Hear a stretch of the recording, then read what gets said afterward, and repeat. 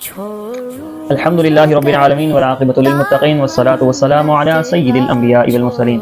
شیخ Saadi علیہ رحمہ کا انسان کے بارے میں بہت ہی خوبصورت قول ہے۔ فرماتے ہیں کہ اللہ تبارک و تعالی نے 4 مخلوقات کو پیدا کیا۔ سب سے پہلی مخلوق وہ ہے کہ جسے اللہ تبارک و تعالی نے نہ تو عقل دی ہے نہ ہی خواہش دی ہے، اور وہ ہیں نباتات، گھاس وغیرہ کے، جسے اللہ تبارک و تعالی نے نہ تو عقل دی ہے نہ ہی خواہش دی ہے۔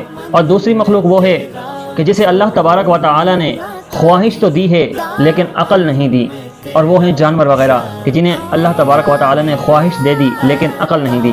اور تیسری مخلوق، شیخ سعدی فرماتے ہیں کہ تیسری مخلوق وہ ہے کہ جسے اللہ تبارک و تعالی نے عقل سلیم تو دی ہے لیکن خواہش نہیں دی، اور وہ مخلوق ہیں فرشتے کہ اللہ تبارک و تعالی نے ان کو عقل سلیم سے نوازا ہے لیکن ان کے اندر خواہش نہیں ہے، نہ ہی کھانے کی، نہ ہی پینے کی، نہ ہی کوئی بھی ان کے اندر خواہش نہیں ہے۔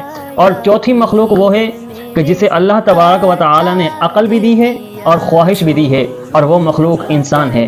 اب یہ انسان کے اوپر ہے کہ اگر انسان خواہش کو اپنی عقل کے اوپر حاوی کر لیتا ہے تو یہی انسان جانور سے بدتر ہو جاتا ہے، اور اگر انسان عقل کو اپنی خواہش کے اوپر غالب کر دیتا ہے تو پھر یہی انسان فرشتوں سے بھی افضل و اعلیٰ ہو جاتا ہے۔ اللہ تبارک و تعالی سے دعا ہے کرتے تھیں۔